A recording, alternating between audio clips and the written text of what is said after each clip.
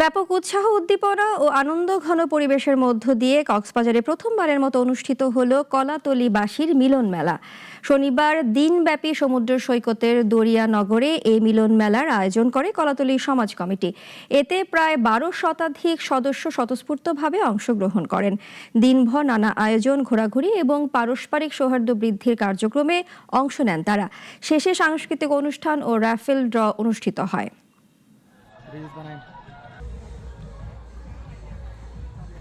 আমরা এই কলাতলীকে একটি আমাদের ঐতিহ্য ধরে রাখার জন্য আমাদের যে ঐক্য, আমাদের যে মিলন মেলা, এই মিলন মেলার মাধ্যমে আমরা সকলের মধ্যে ভ্রাতৃত্বের বন্ধনটা আরও অটুট থাকুক।